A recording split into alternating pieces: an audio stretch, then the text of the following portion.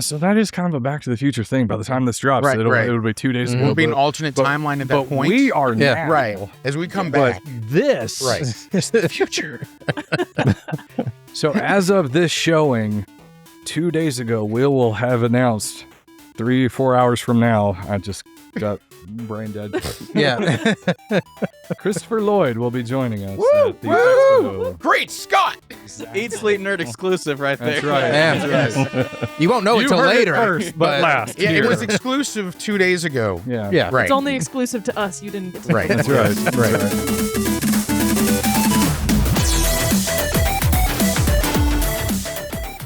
In this episode, we are previewing this year's Huntsville Comic and Pop Culture Expo.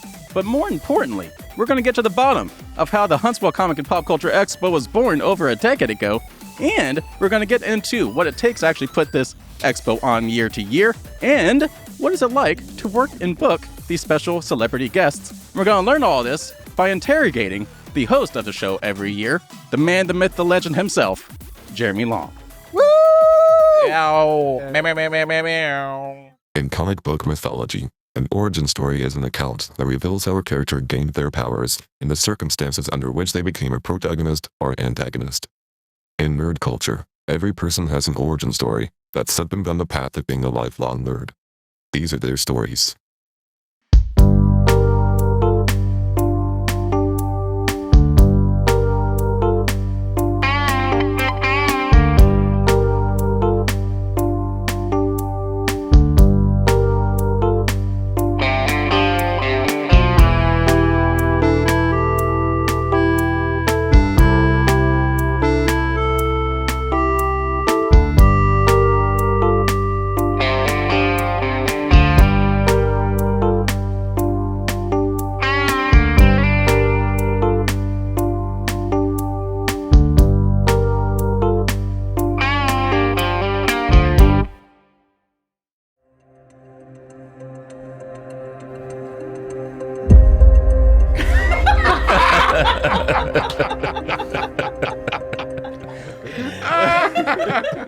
Welcome back to Eat, Sleep, Nerd. This is the show where you can check out, go AFK, and relax with us as we discuss all things nerd. I'm your show host, Corey Winter, and yes, we have the special guest in the house, none other than the founder of the Huntsville Comic and Pop Culture Expo, Jeremy Long, here in studio with us. Jeremy, welcome. Thank you. It's Woo! And we have the normal nerdy panel of geeks. We got my wife, Cynthia Winter. I wouldn't say normal, but Yeah, that's true. My brother, Josh Winter. Yes. My nerdy friend, Christian James. What's up? And our nerdy friend, Jason Summer. Funky Cold Menina. Right. So, yes, Jeremy, we got you here in studio. Ooh la la. You're probably the best guest we've ever had in here. Am I the the other- first guest? Yep. Yeah, Nailed it. Real guests. real guest. Yes. First like- guest of actual We had to importance. book you. So, Yes. yeah. Yeah. Our first Okay. booked guest. Yeah. Fair Yes. enough. Fair enough. So, yeah, this is a nerdy origin story because we do want to learn just a little bit about you real quick. And just that will kind of segue us into talking about the Huntsville Comic and Pop Culture Expo. So, Jason, you got a little handy list of questions there Yeah. for the interrogation. Yes. So, why don't you kick us off? Where were you on the no? So you were clearly you have an affection, an affinity for the nerd and the pop culture aspect of existing in our culture. How did that translate? Tell us a little bit about that, and how did that translate into you starting the Huntsville Comic and Pop Culture Expo? It all began in the winter of 1981 when I was born. So I grew up, liking nerdy stuff. Cut my teeth on original Nintendo comic books. Cartoons back when cartoons were good. Oof. Yep. Sorry. I mean, it's true. No, it's very true. Yeah. And so my brother's 2 years older than me. And we grew up, liking nerdy stuff. Played D&D back in the day, Magic in the early mid 90s. nice. Yeah. Magic when it was just Magic. Right. I mean, I Yeah. stopped shortly after Ice Age. Okay. I talked to one of my son's friends the other day. He was over and he was like, "Yeah, I played Commander." I'm like, "I don't know what that means." I don't. But yeah, I mean, I was always into a little bit of everything.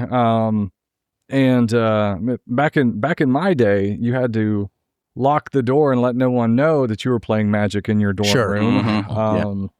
And now it's celebrated. Movies now are based on comic books and they're billion-dollar movies, and so I'm like, this is kind of a popular thing. Why isn't there a comic show in Huntsville? Yeah.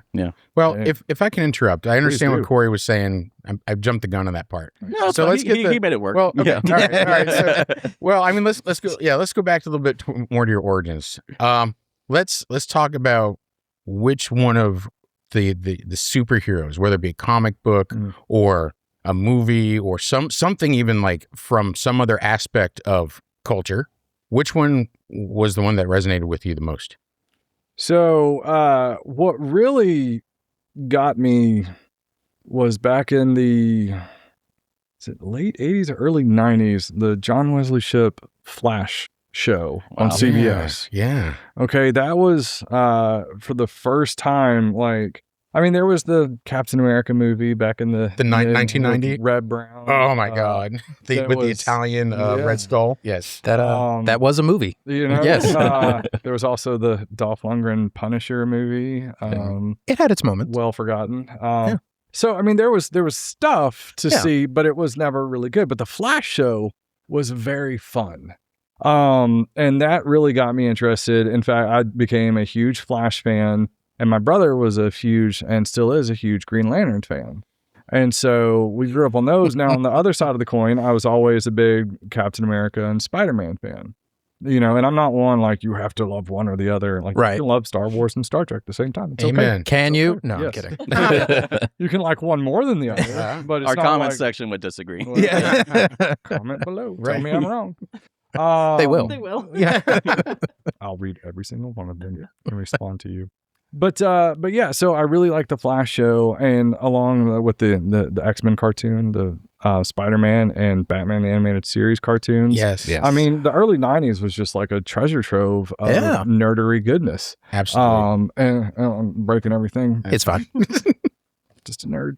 But yeah, I mean, that's what got me really into all of it. And my dad used to take me and my brother to the flea market to buy us comic books. You could get back issues for, a quarter or 30 cents or whatever. And back when cover price was, 75 cents on a dollar. Sure. Yeah. And so we would go and I would, read them and enjoy them. And funny enough, I've been buying and selling comics for, 20 years, but I've never sold a single comic from my collection. Not Okay. because they're valuable. okay. My Yeah. actual collection's pretty worthless. I probably couldn't sell it to me for like $200. But it's not worthless to you, though. Exactly. Yeah. Exactly. So I have those books. And yeah, it's just I've always been into comic books and movies and video games, a little bit of everything. All right. What do you think was the moment? Because you mentioned it earlier. What do you think was like the defining cultural moment when nerdy stuff went from being niche to being culturally celebrated? Because I think I know when it is, but I'm curious to know what you think. So I'd love to say, in 2001 or 2000 with X-Men and Spider-Man, but it Yeah. didn't really catch fire then. Yeah. It did. It was a blip. Yeah. But it was like, okay, that was fun. But then Go back into the closet. But with Iron Man, Mm-hmm. So that's what I was thinking. Now- Somewhere between Iron Man and Avengers. Yes.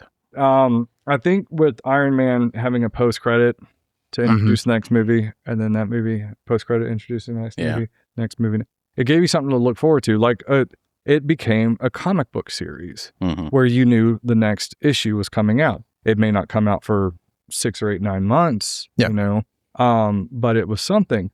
But at the same time, you had a resurgence of nerddom on the CW. True. With, Smallville had been around a good while, but then that led to Arrow and Flash and Supergirl and everything. And so it was, I remember describing like the 2010s as a, embarrassment of riches for nerds. Oh, yeah. Used to, it was like, oh my God, I cannot wait till this movie comes out. Then it got not now, but a few years ago, it was like, oh God, I'm 3 weeks behind on The Boys and Invincible. Yeah. And, Oh, God. I didn't see the last Shazam movie. And what happened on the season of Game of Thrones. And it's just so much stuff that it's like you can't keep up with it. And we were talking earlier how I've never seen a single episode of Supernatural because it's so much stuff. Yeah. And it's intimidating to have to watch 14,000 episodes of something to get caught up. Yeah. That's One Piece, I guess, not. Yeah.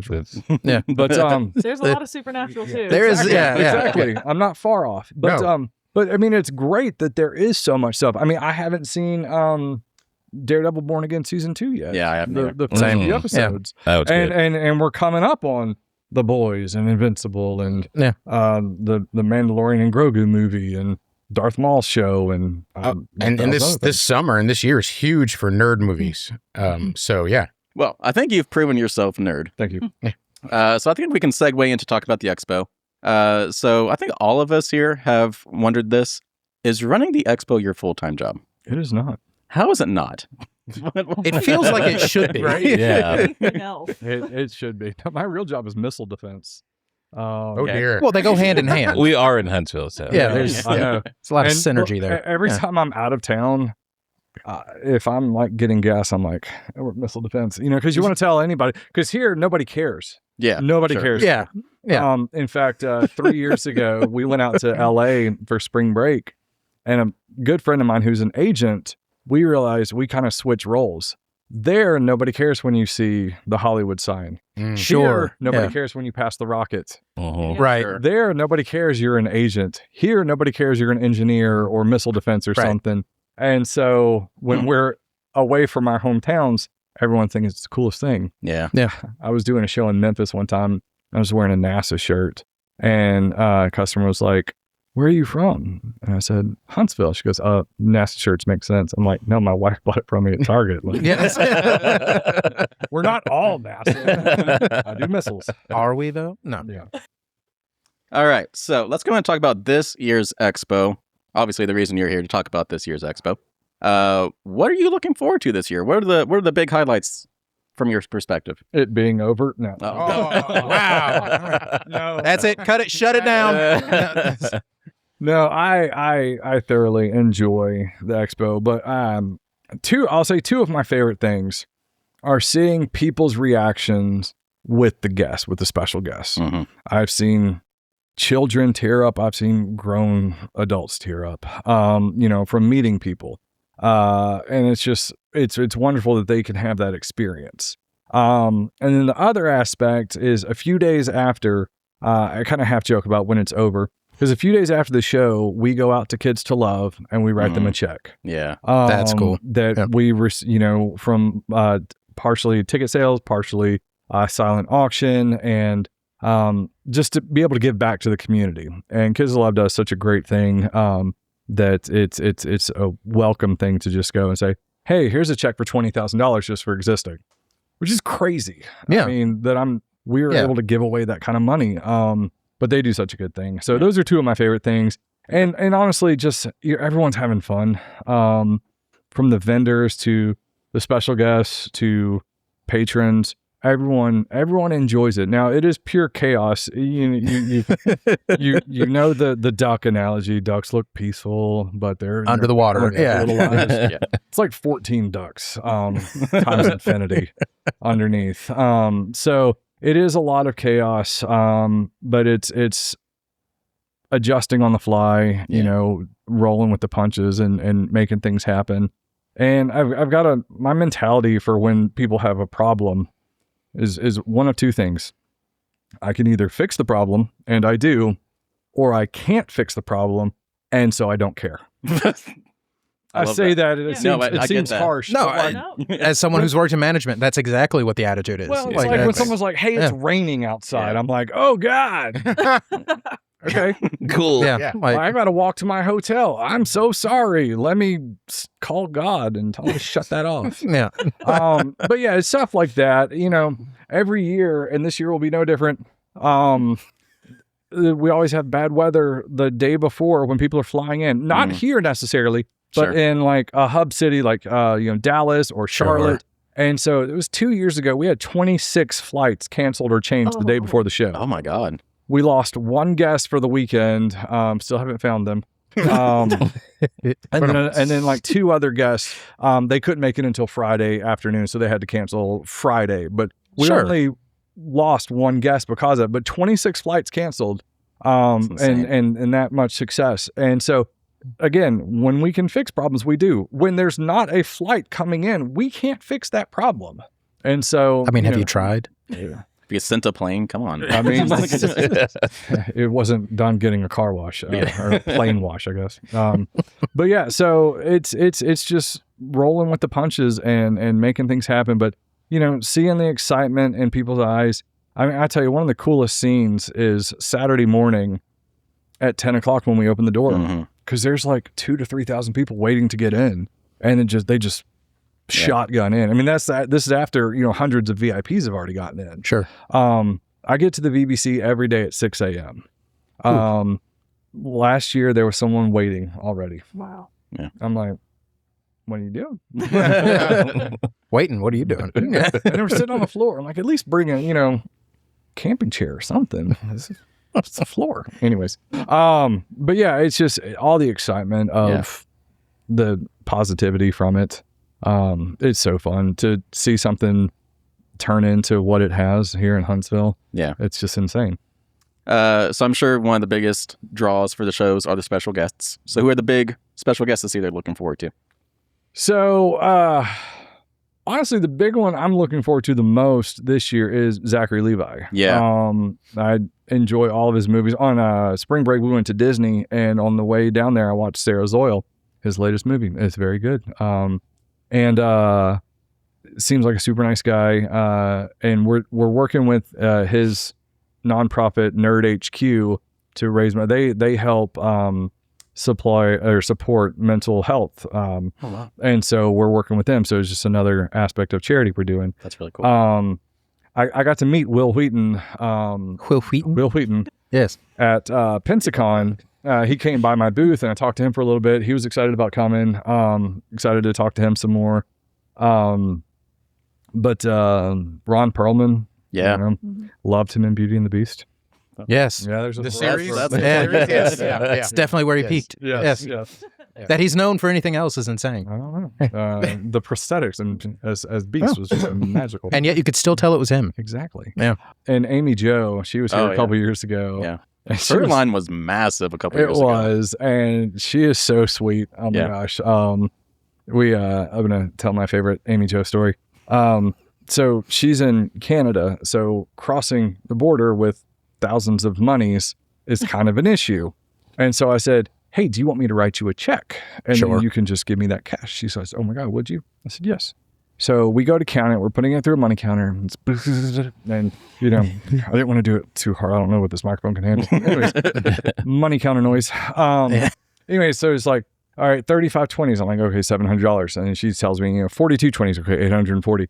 And then we get to 50s and then hundreds. And she would tell me a number and I would tell her how much it was. And we'd write it down. And you get to hundreds and she was like, okay, 50. I'm like, okay. She goes, how much is that? I'm like, 5,000. She goes, okay. I'm like, 5,000. She's like, it was Sunday afternoon. She was zapped. Yeah. So I was like, maybe they count it differently in Canada. Almost definitely, yeah. But she was so nice. I'd met her before, but she's so nice. And the funny thing is, I can't even remember Ming-Na Wen. Super excited to meet her. I've never met her before. Okay.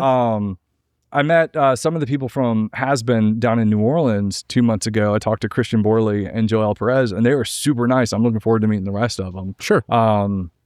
But Anson Mount, I've met him before. Super nice guy. I'm excited to see the Clone Wars people again. Sure. This time we have Nika Futterman coming as well. She was Asajj Ventress in Clone Wars. Yeah. I met her in Memphis last year. She is the coolest person I've ever talked to. All right. She's like a semi-pro poker player. Yeah. Right on. But then she was the in the Pretty Fly for a White Guy. Yeah. She's the Give It To Me Baby. Like she sang that. Huh. That's her. Yeah. That's really cool. What a resume. Didn't know that. Yeah. Yeah. And anyone familiar with Mickey Mouse Clubhouse? Yeah. I have children. She's Kuka Loka. Oh, the bird and the clock. yeah. Okay. And she told me how she came up with that voice and everything. She was like, it was like a female Joe Pesci. I was like, that seems perfect for Mickey Mouse. Yeah, she was so cool. But yeah, so the Full House people, excited about them. We got a few more surprises to come too. So Okay. All right. excited about those. Reminder: this is coming out on Tuesday. If you want to go ahead and drop those. No. I'll leave that All right. to the future. Okay. You heard mine Hint, too. right? Yes. Wink, wink, and that's No, yeah, since this is so that is kind of a Back to the Future thing. By the time this drops, Right, right. it'll be 2 days ago. Will be an but- alternate but- timeline at that but point. we are Yeah. now. right. As we come But back. this Right. is the future. So as of this showing, 2 days ago, will have announced 3-4 hours from now. I just got brain dead. Yeah. Christopher Lloyd will be joining us at the Woo! expo. Great Scott! Eat Sleep Nerd exclusive right there. That's right. Yeah. That's right. You won't know You it till heard it later. first, but last. Yeah, it Here. was exclusive 2 days ago. Yeah. Yeah. Right. It's only exclusive to us. You didn't get to. Right. know. That's right. Yes, That's right. right. They know everything for the next 10 years here. Pretty cool. All right. So anything new, or like programming wise, event wise for this year? Christopher Lloyd's new. Well, No. So we've got a couple of like after hour events that Tom Welling and Michael Rosenbaum, they do a show, Smallville Nights, at select events that they do, where it's a separate ticketed event, but it's basically they get up and from what I'm told, it's kind of like an improv / script reading, and they bring people from the audience up and everyone like wins prizes and stuff. And so it's a lot of fun. So that's something different and new. We're doing another guest I'm excited about, David Howard Thornton, sure. Art the Clown. He's from Huntsville, and I've described Didn't know that. people. Yeah, and he went to Montevallo. Okay.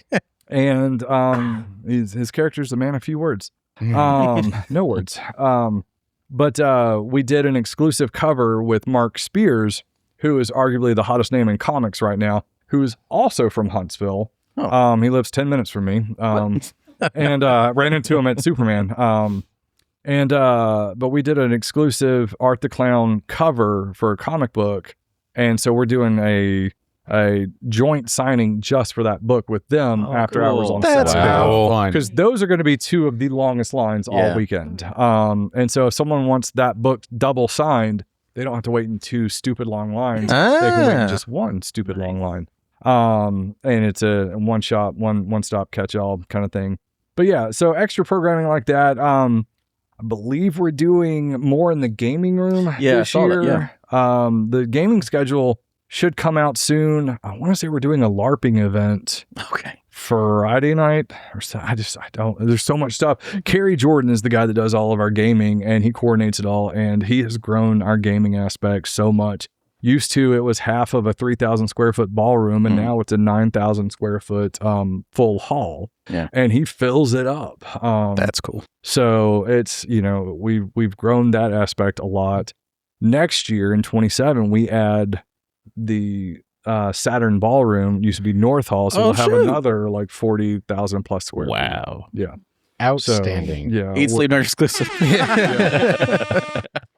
That's really cool. So the expo, the 11th year, big 10-year anniversary last year. How did you start the expo? Like, what light bulb moment did you have 11 years ago? We were just like, I'm going to start this comic and pop culture expo. It's a great question. It was 12 years ago. It was 12 years ago when the light Sure. bulb went off. Yeah. Almost just over. So basically, like I said, I've always been into comics, and about 15 years ago, I started buying and selling comics. And I'd buy collections on Craigslist back when it was terrifying, or before it was terrifying, slightly I was terrifying. going to say, it's still terrifying. Yeah. I won't even do searches for Craigslist. Misconnections. I also we were have there with a comics. comic book. Yeah. So I'd find collections, get them, break them up, sell them on eBay, make extra money. Because at the time I was working in restaurants, so not the best of funds. And so it was a good extra income. And then I switched careers and started doing shows. I got an office job, but it was a real low end office job. But I started doing shows as a vendor, and I enjoyed them. And I went to one of the larger comic shops here in town, and I said, "Hey, why don't we have a show here?" He said, "We tried that. It doesn't work here." I was like, "Oh," because I've only lived here since 2007, been coming since 2002 when my wife and I first started dating. I was like, "Oh, when was that?" He said, 97. What? Okay. I was like, Wow. times are different. Yeah. You know, used to you had to hide comics. Now they're billion-dollar movies, as referenced earlier. Yes. And so I was like, okay. And but I just kind of left it alone. Well, then I went and did a show up just south of Nashville. It was a 2-day show. I had to miss my then 5-year-old's soccer game that morning. Oh. Go up to Nashville, set up. There's like maybe 40 or 50 vendors. There were not that many patrons through the door by 12 o'clock. I loaded up and left. It was supposed to be a 2-day show. I loaded up at 12:30 and left. I'm like, I'm not missing dinner. Yeah. And the whole way home, because I asked him, I was like, "What'd you do to advertise?" He's like, "Well, we posted in an I Heart Columbia Facebook group." I'm like, "Well, does everyone that hearts Columbia hearts comic books too?" Like, there's other avenues. And so I'm on the way down, I'm driving, I'm like, "Hey, you could have posted on Craigslist, could have posted on, this, that, and the other." Used to, Craigslist was good. And so Sounds like you have it out for Craigslist. Craigslist. And so the whole way down, I'm just, thinking about all these things. Like, I get home and I'm telling my wife about it, and she was like, "Well, is this something you need to do your own show?" I'm like, "Well, I've been planning one the last 2 hours." So, So then I started thinking about it, and I found the JC's building, which is about 12,000 square feet, and it's dirt cheap to rent. I mean, like $700 a day, including all tables and chairs. Okay. Holy cow. Just to put it into perspective, I spent over $10,000 last year on tables and chairs. For this, though. So yeah, things have gone up. But so I rent the building, and I'm like, okay, I guess we need to do this. So, and my wife's a graphic designer, so like she made our logo, she does keeps up with our website and everything. And I posted about it. I create the Facebook page. I start getting messages. "Hey, how much is a booth?" I'm like, "I don't know." That wasn't in the description. And so I'm having to come up with all these answers. The first year, so that would have been 2015, because the first show was in 16. And so this was summer of 15, and I have to get answers for all these questions. We had, in 2016, we had about 1,500 people through the door, no guests. We were supposed to have panels. Next time you talk to Brittany, she really helped with that first year. Okay. She did a lot of our cosplay stuff. We were supposed to have panels, but the one room that we were supposed to use for panels, it was locked. They're like, "No, you're not allowed in there." What? They told us this Saturday morning around like 9:30. Oh, no. So we put some chairs out in the grass. And that's where our panels were outside. Cool. We had some food trucks. But yeah, we had about 1,500 people through the door. It was so dumb. I thought it was a good idea to put a stage in the middle of the show and put like bands and karaoke during the show. And so people were mad because it was loud. And I was like, yeah, it wasn't the best idea. I'm sorry. I've never done this before. But all the vendors enjoyed it. All the patrons enjoyed it. It was a huge success. And even going into that first year, I knew it was going to be bigger. So then we found the North Hall at the BBC and moved it to 2 days. And then we were there for a few days or a few years, 2 years. And then we moved to South Hall and kept expanding even through COVID, which was another monkey wrench. So you went to VBC year 2. Year 2. So, wow. And so when you did that, is there a multi-year commitment to do that? No. Okay.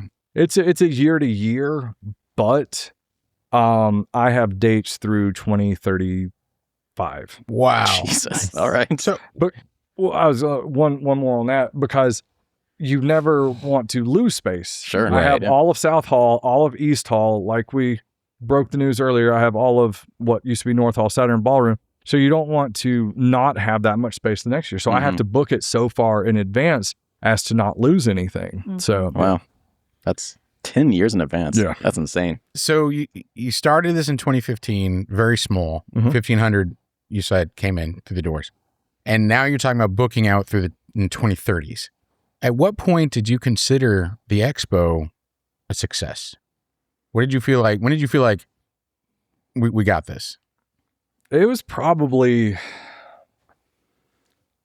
about 22 was when Shatner and the Next Gen people were here. That felt like a huge turn. That was a huge jump. We jumped 50% Holy over the crap. previous year. Wow. Okay. Now, every year we've seen growth, except for 2020 because it was COVID. Sure. Now, Bunch of cowards. Yes. Oh, we God. still had a show in 2020. Yeah. It was supposed to be April. We moved it to July because that's plenty of time for the 2 weeks to flatten the curve.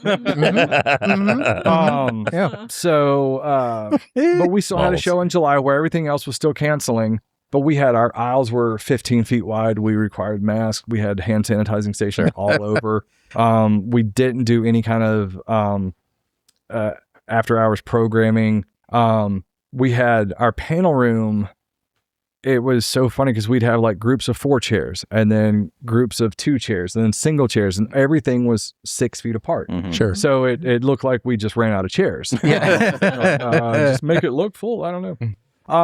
But so that year we saw a decline, but then in 21 we saw attendance over what was in 19. Yeah. Okay. And then no, they were here 23. Shatner. Yes.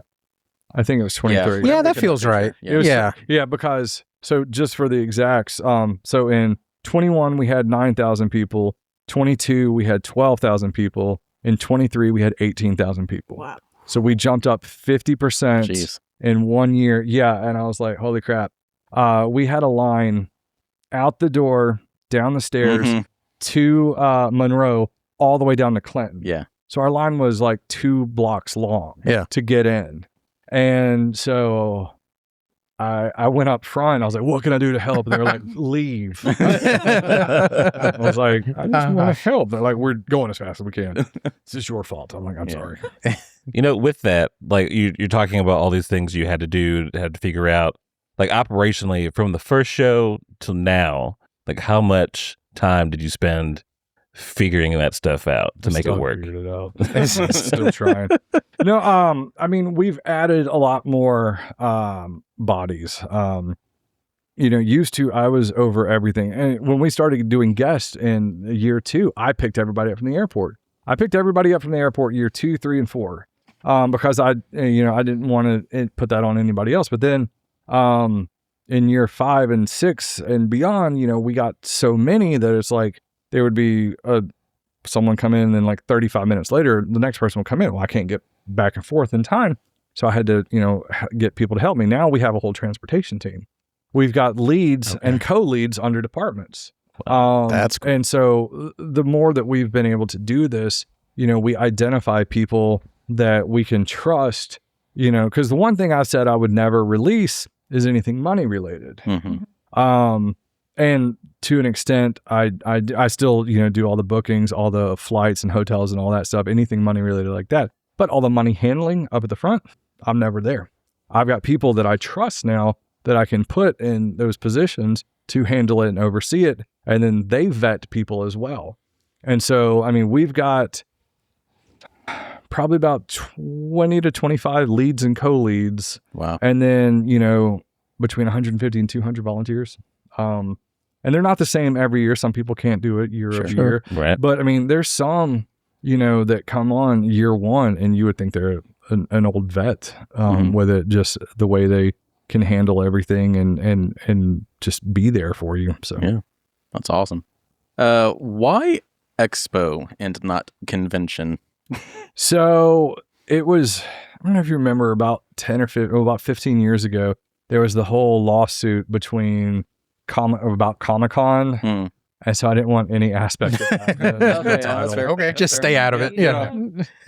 It was, when I decided, when I made the name, I was like, well, I don't want it to just be Comic-Con because like, I want it to, it's not just comics. It's going to be, all pop culture. And so Sure. I put every word in the English language in the title.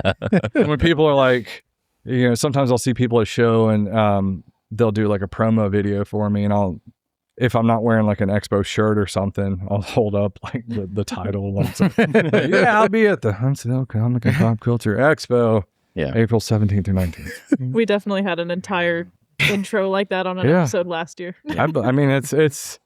I thought about rebranding and like, but then I'm like, no, because that looks like something's wrong. Yeah. Right. Yeah. So I'm like, everything's great. I love the logo. I love the colors and everything. And so it's just like, no, we're gonna run. No, I wouldn't want you to change it. Yeah, and people like this. The short name is just HSV Expo. I mean, that's our email address. That's our website. You know, so it's just easy, and I just refer to it as the Expo. So yeah, when people are like, what is the full name? I'm like, yeah.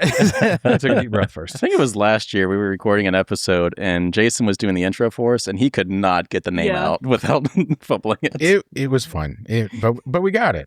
The important thing is we got it. And it's really funny. I was saying it earlier in this interview, and I was thinking in my head, don't mess this up again.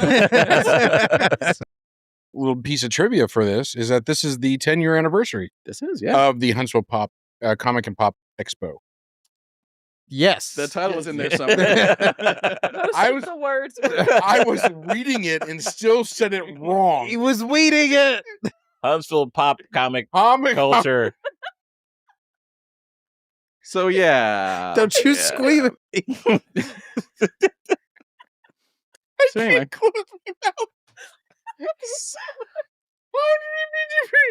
Huntsville Comic and Pop Expo. Nope. I still said it wrong. Comic and Pop. Pop Culture Okay.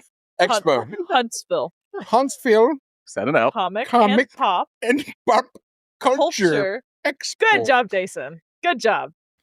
Yeah. It was a mouthful. Yeah. So. All right, let's move into like the organization and planning aspect of it, because we've been kind of touching on it. Does anybody want to kick us off? So you started to do the expo.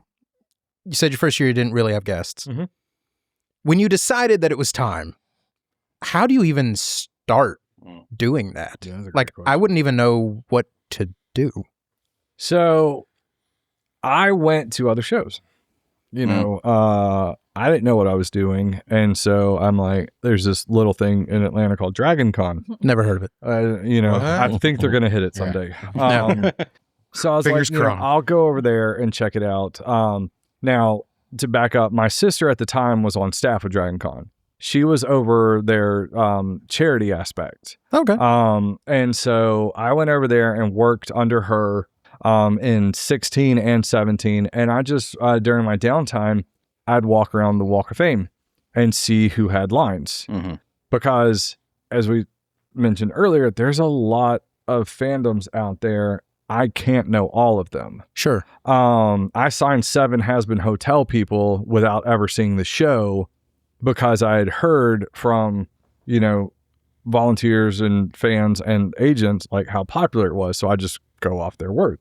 But I would go look at lines, and there I saw Joey Fatone's line. He was the first guest I ever signed, and David Yost. And I asked David Yost, I was like, how do I told him I'd done this show. We had 1,500 people. How do I get you at my show? Yeah. He's like, oh, you just reach out to me on any of my socials. I was like, okay. So I did and never heard back from him.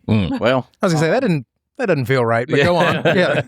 For like 4 months, I didn't hear from him. And then he was like, hey, I'm sorry, I just saw this. Yes, I'd love to come if you still want me. I'm like, yes, I do. But yeah, the first year we had Joey Fatone and David Yost and Mike Grell and Chris Claremont. So like 2 comic legends, and then 2 very random media guests. But Joey Fatone did exactly what I thought he would do. There were so many people that like year 1, Dad brought the kids when my mom wanted to come. But we weren't big enough, and so when he came 2 or 3 years ago for the second time, he did like 5 times as much as he did the first time he was here. That's cool. And it's a super fun guy too. Oh my gosh. But yeah, I rely heavily on now what I know, what I see, but also agents. Like I'm not really into anime. Yeah. Sure. And so I've got agents and they know the best way to pitch me guests. This person has 12 pops. I'm like, okay, that means they will sign some pops, and they have big decent characters at least. And so, I rely on agents because they know they can't pitch me crap guests or else I won't believe them the next year. Sure. And then, I get messages and emails every day. Oh, yeah. Hey, you should sign blah, blah, blah. Yes, I would love to sign Harrison Ford and Mark Hamill and the Ghost of Elvis if I could. But, we can't have everything we want.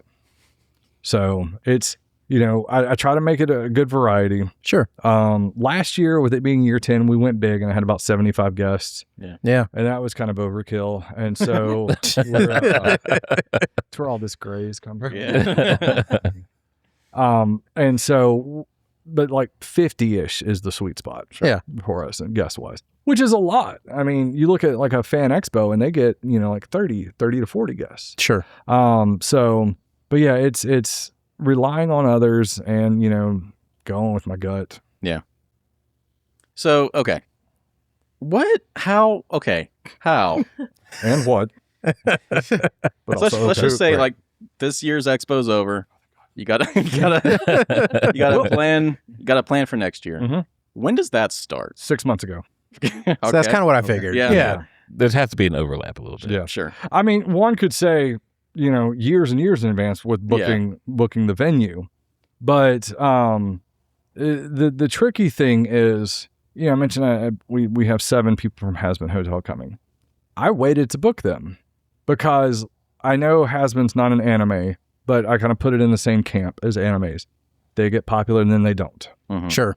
But I mean, like Pokemon, Naruto, Dragon Ball Z, always popular. Always. Yeah. you got your, similarly with like wrestlers, AEW, TNT, Mhm. not as popular up and down, but then you got your, Sting, always popular. So you can go with some of these classics well in advance, but then like the new hot stuff, Mhm. Is it still going to be hot when the Right. expo rolls around? Yeah. like, and I'll just say it because this will come out Tuesday. There's a chance at a K-pop Demon Hunter for this year. Yeah. In talking to the agents, they're like, well, if it doesn't work this year, well, maybe next year. Will it still be hot next year? Yeah. I don't know. So, it's doing that. But as far as the planning, it does start. It's about, for a show every year, it's about an 18-month process. Jeez. So, I mean, how do you logistically Logistically. how do you Getting further away organize from all this? Like, is it just a series of spreadsheets? Is it 5,000 email threads? Do you have a Dropbox of folders and Google Docs? F, all the above. Yeah, okay. Yes.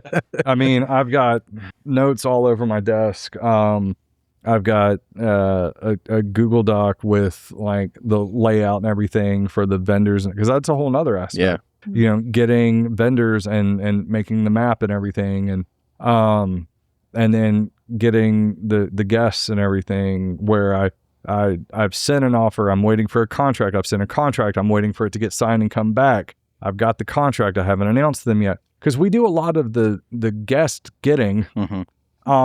In the summer. I always say I take time off after the show. It might be a week. Yeah. But then starting in like May, roughly, I'm already booking guests for the next. Now, some years I have guests booked at the show for next year. Mhm. Sure. And I announce them at the end of the show. Yeah. If not, or even if I do, I start booking more guests in May and June. And so a lot of the guests will be booked, but I don't start announcing until August. Yeah. And so, we've kind of hammered out the schedule roughly with the last few years, and it's worked with our announcement schedule and all that good stuff. So, but yeah, as far as the logistics of it, it's a lot of stuff all over the place. And that's another thing. I'll be like, I know I have a message from such and such about whatever, and then I'll like check my phone. No, I'll check both emails. No. Oh, it was a phone call, so I have no record of it. Oh, God. Yeah. Nailed it. Yeah. Carrier pigeon. That scroll is here somewhere. So I want to talk about obstacles you have to deal with. You have to deal with a lot of them. Mhm. Rain being one. So I know last year, I think a pain point for a lot of people was Panoply right across the street. Obviously, you can't do anything about that. But as far as scheduling goes, I know you said you had the BBC booked out for essentially 10 years. Do you like coordinate with other events to minimize overlap or Or maximize it. yeah, you do that. Yeah. Well, so I didn't know, and this is just my fault. I didn't know Panoply is always the last week of April. Okay. See, I thought it moved around too. I did Yeah. too. Because I remember one year early on, like year 3 or 4, going in and asking them when they were for the next year, because we had just announced our dates, and they're like, "Oh yeah, we saw that, so we changed ours." I remember them saying that. I remember this. But last year, you know, we kind of made it work. But yeah, so now when I'm given dates to pick, I do not pick the last weekend of April. Now, unless I rent out every aspect of the VBC, I can't Sure, control what yeah. they. I mean, the last 2 years we've been the same weekend as Monster Jam. Yeah. Yes.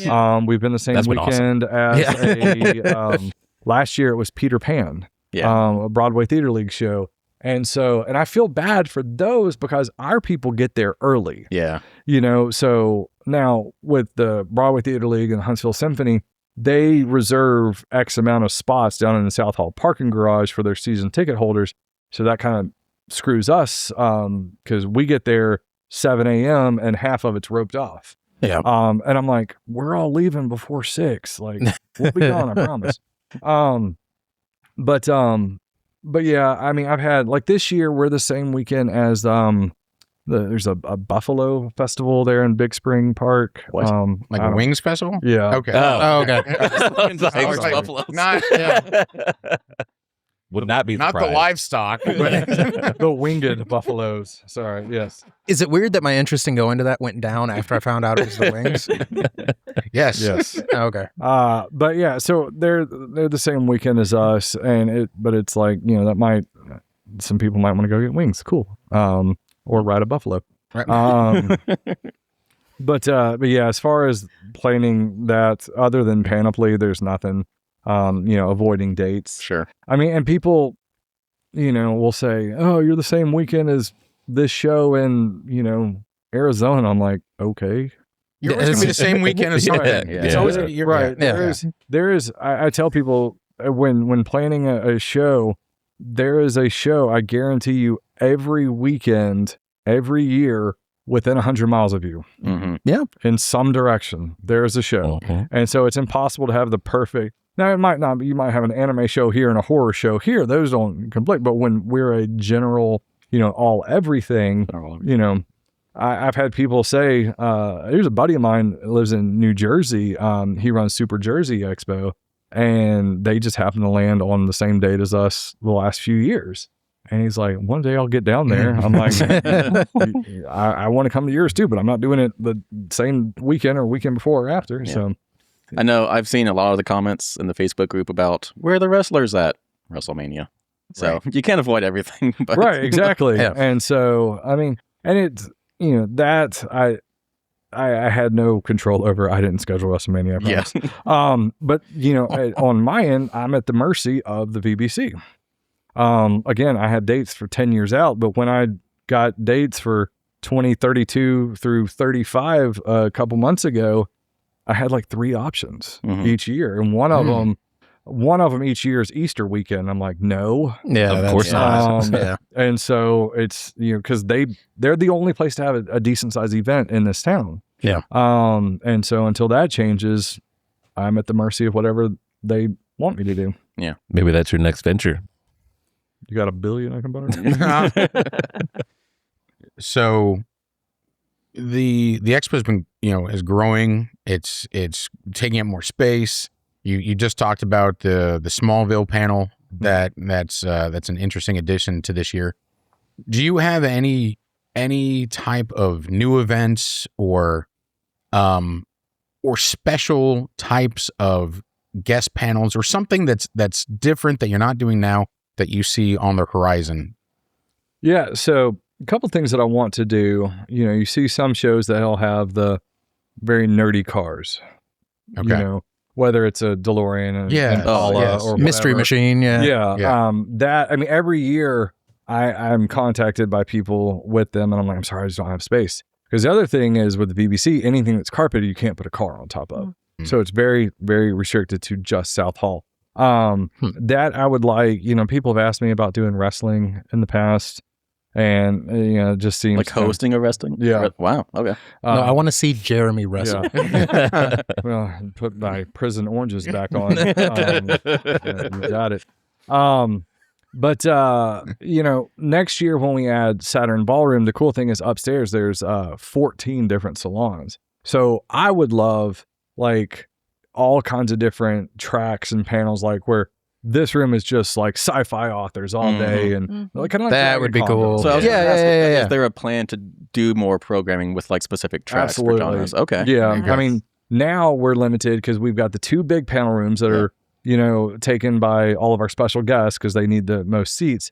Because I mean, not to say a sci-fi author panel isn't great, but like 900 people probably aren't going to go to that versus seeing Tom Welling and Michael Rosenbaum talk about Smallville. Sure.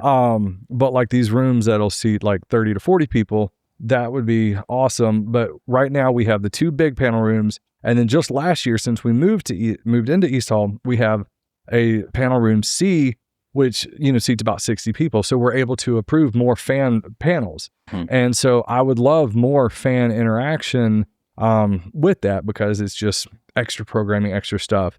We had arcades in the past, but then that kind of turned over. I want to bring that back. But yeah, I just want people to get as much out of their ticket as possible.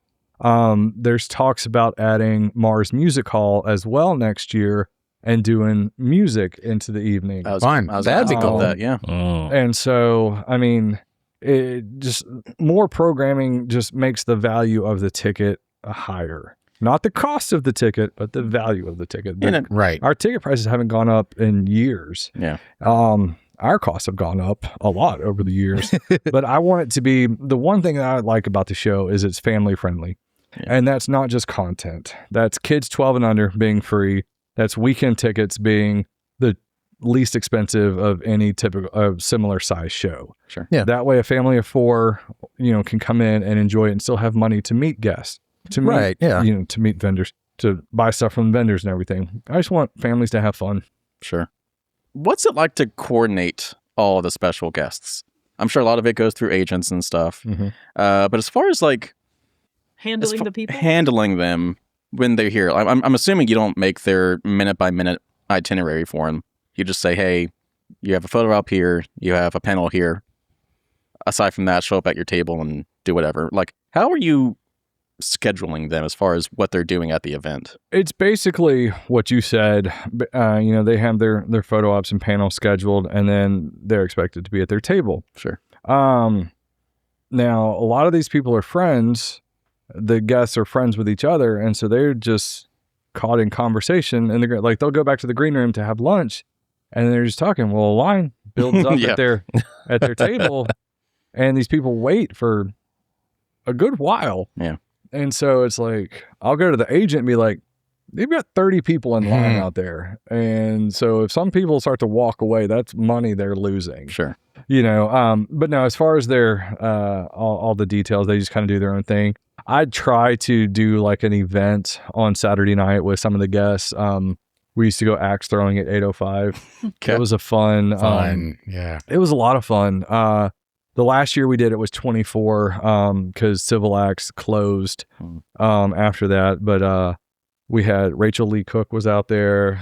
Brandon Routh was out there. And it was so funny because Rachel Lee Cook, she's all of like 3.5 feet tall. And Looks like she's holding full size axes. Right. Yeah. She'd throw one and it would hit and then like land. And she'd go to walk away. I was holding like 12 and I was just handing her one at a time. I don't know if she was getting more frustrated at missing or at me because I kept like, no, do it again, do it again, do it again. You got it, sport. Yeah. It was just fun. But that year we had Orange Cassidy from AEW, the wrestler. And my son, who at the time was, he had just turned 14, but he was 6 feet tall and he came with us. And so I don't remember, I think Orange asked him if he wanted to throw a throw off. And so they did. And so like 2 days later, Eli, my son was like, who's that? Who's your friend that I beat throwing knives with. I was like, that was my good buddy Orange Cassidy, who's the current AEW champion. He's like, what? I'm like, yeah. He's like, oh, I just thought he just looked like nonchalant. I just thought he was a buddy of yours. I'm like, no, was one of the guests, and you beat him. And my son was weirdly good at throwing knives. Axes, I got down, but yeah, Eli was handy with the knife. All right. It's a good life skill. We lock the drawers now. Yeah. Out of the 10 years, I guess 11 years now that you've been doing the expo, who has been your personal favorite guest that you've booked? Not to put you on the spot. I know. Because like my favorite guest I ever booked was Weird Al. Oh, yeah. Because I mean, it's like ridiculously, and he was, like I said earlier, I don't pick people up from the airport. I picked him up from the airport because I thought, I may not get a chance to talk to him much. And so I did, and it just turned out I was just an Uber driver, basically. Oh, no. Well, he was with his agent, and so they were catching up, and I'm like, I'm here too. But no, he was super nice dude. He's big time introvert, very quiet, very cool guy. But every year I have surprise guests that like surprise me how much I enjoy them. 3 or 4 years ago, it was Steve Downs. Master Chief was just, I spent an hour over at the AC afterwards. He was just, I hope his wife doesn't see this. He was smoking a cigar. He says he can only smoke them when he's at trips because his wife doesn't allow him. He was smoking a cigar and drinking scotch. And we were just talking. He was just asking me about life and what it's like, working missile defense and stuff. Yeah. And he was more interested in me than, so he was super nice. Him and Richard Karn that year. Super cool people. But then this past year, Lou Diamond Phillips. Oh, yeah? Similar situation. He was actually smoking a cigar at AC. That's not all they do over at AC. But he's a big cigar aficionado. And so we were just chatting, and he's hilarious. And he was talking about how he is a, classically trained theatrical actor and everything. And so the idea of like Instagram and TikTok celebrities, he's like, used to celebrity meant someone you celebrated, and because of something, now they throw the term celebrity around so flippantly. I'm like, I like you. Yeah. But yeah, he was great. I mean, and there's so many good ones. I've had very little bad interactions with people. Sure. Tori Spelling last year was a hoot, and Rose McGowan too. Yeah. So yeah, they're all just regular people. And the more you treat them like that, the more like real they are. Yeah, sure. Okay. Manifesting here. Who is your dream? I need to book them for the expo at some point. Mark Hamill. Oh, yes. Well, all right. Good answer. That'd be awesome. Yeah. Every Solid time answer. someone says, if money was no option, who would you book? It's always an instant Mark Hamill. Yeah. In fact, he's going to be in Anaheim this summer, and I'm contemplating like flying the whole family out there just for that reason. Because I've always wanted to meet him. Yeah. He would be awesome. But yeah, what about you guys? Henry Cavill, not even close. Wow. Wow. Does he do expos? Does he do cons? I don't think he has in years. All right. Yeah. Nathan Fillion. Mm-hmm. We saw him at Dragon Con last year, but or 2 years ago. 2 years ago, yeah. But it'd be cool to have him in Huntsville. Mm-hmm. What about you guys? You got your Weird Owl last year. did. Yeah, her dream has come true. Yeah. Yeah, that was it. That's a hard thing. I don't know. Okay, Jason. I mean, I'm a wrestling fan, Mhm. and so seeing Trish the other year Mhm. was really So nice. sweet. Man, and Booker T was fun. Mm-hmm. I think I hit it. Yeah, All right. I might do, yeah. So we have a couple people never coming back to the expo. We've peaked and now we're done. No. What about you, Jason? So actually the only person that I ever really got like excited about as an adult meeting was Jonathan Frakes. Mhm. And I met him, and so that was my experience. So Oh, all right. I can't think of anybody else new. Maybe David Cornsweet. I really liked his Superman. Mm-hmm. I will say I saw that you got his mom, the woman who played his mom, She's so to come. nice. And so I was kind of hoping that you were starting to get. And I was like, "Oh, We're teasing into maybe it." We're Yeah. teasing the Superman." So, but I'd like to meet him. He was a good Superman. So I'll tell you, if you get the chance, go meet her. She's not an actress. She is, but like the sweet mock hint. No, Right. that's just That's her. just her. That's Yeah. just her. I met her. She was so nice, and I gave her a hug, and Aw. she was so kind. She's like, yes, you can come to my show. We'll have to make a stop. We'll have to make Yeah. a stop. Yeah. It's not like we won't be there. Yeah. This is more just about you because, I mean, you've talked about how much goes into planning, at least Mhm. 18 months per show. You've been doing this for 11 years. By the time the expo comes around, do you get to enjoy it? Or are you Absolutely. in just If you- crisis management? No, if you see me at the expo, I'm in the best mood. Good. Come Friday at 3:00. Now, setup day the day before, Sure. it's still kind of crazy. But Mhm. earlier, like I said, if there's a problem, I either solve it, or if it's unsolvable, it doesn't bother me. Yeah. And so, yeah, I'm in such a good mood at the expo. Now, I will do 40 to 50,000 steps a day. Oh, easily. Because it's Believe it, never, yeah. hey, Jeremy, someone needs you right there. I'll It's- be in the special guest area and Yeah. someone at tickets need me. Mhm. Last year, someone from AC called me, and I was literally in the special guest green room, which is behind their area. So I had to go out, over through the embassy, out across the street to AC to handle something. So, I mean, it's Couldn't be good, done like, over a text half or mile. I know. I don't even remember what it was. I just remember booking it over there. And so, yeah, but, maybe like a scooter or well, so, Segway. well, and, Yeah. and 2 years ago when Shatner was here, was he here last year? He was here last year. yeah, he's been here several When, years. when he was here last year, I had to rent a scooter for him. Well, he was just Friday, Saturday. So Sunday during breakdown, I was like, Well, we still got the I'm scooter. just- Yeah. I'm everywhere. And so, yeah, I definitely scootered around all over the place. We need to get you a go-kart that's dressed up like a DeLorean or a Ghostbuster vehicle. Well, and yeah. now that we've added East Hall, now I don't go over to the panels and gaming too much because they're kind of self-sufficient. I've got Sure. great people over there, but every now and again I'll pop over there just to make sure. Shake hands, Yeah, kiss babies. Yeah. shake babies, kiss hands. Yes, that one. Yep. But yeah, so it's just extra steppins. All right. Samuel L. Jackson. There we go. Got it. It's been ruminating Yeah. in the back of his mind. and not be too late. Question was, I'll cut that in. Yeah. There we go. aha. All right, Jeremy. Well, obviously, this has been a very big pleasure for us to have you here. Well, thank you for having me. I enjoyed it. Do you have any final thoughts for the viewers out there and the people attending the expo this year? Any final thoughts for the expo this year? So just some finals.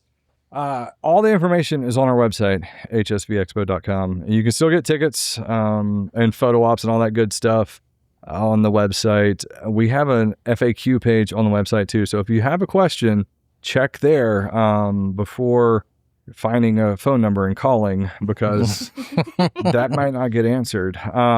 But it's always fun. You know, kids 12 and under are free. A portion of sales and everything goes to Kids to Love, which is a great nonprofit right here in the Tennessee Valley. And it's always a fun time. And come out, have fun, and say hey.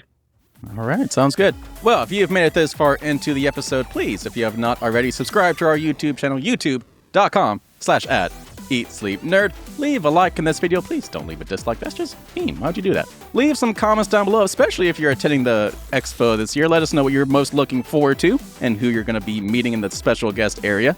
And please share us with your friends and family over on social media. That goes a long way into supporting this channel. And don't forget, we have a shop, shop.eatsleepnerd.com. We have t-shirts, hats, hoodies, sweatpants, mugs, bags, totes, a bunch of different stuff, all different sizes, all different colors. All of that helps support this channel. So, all that said, we will be at the Huntsville Comic and Pop Culture Expo this year, coming up in the next couple of weeks. Jeremy, dates? April 17th through 19th. Thank you very much. So we'll be there all 3 days. We'll even have a little fan table. So come out, meet us. We'll be in the little lobby area as soon as you enter the South Hall. So you'll see the big red table and big banners. We'll be there saying hi and handing out the little badge ribbons. We have badge ribbons this year for all of you that are going to be getting tickets. And yeah, all that fun stuff. Jeremy, again, thank you for joining. Thank you for having me. As is customary for ending our episodes, we want you to tell the audience 3 things that they should be doing before they go attend the Huntsville Expo. 3 things. Plan your outfit, Okay. whether that's a nerdy shirt or a super cool cosplay. Make a plan. Oh, okay. Make a plan. Look It at helps. schedules. Yeah. Photo op schedule, panel schedule. And keep an eye on our Facebook page, There you especially the week of, because I do several walkthroughs. So if you've never been to the expo before and you're not familiar with the layout of it, follow us on Facebook and I'll walk you through it. Sounds good. And eat, sleep, nerd. Take it easy, people.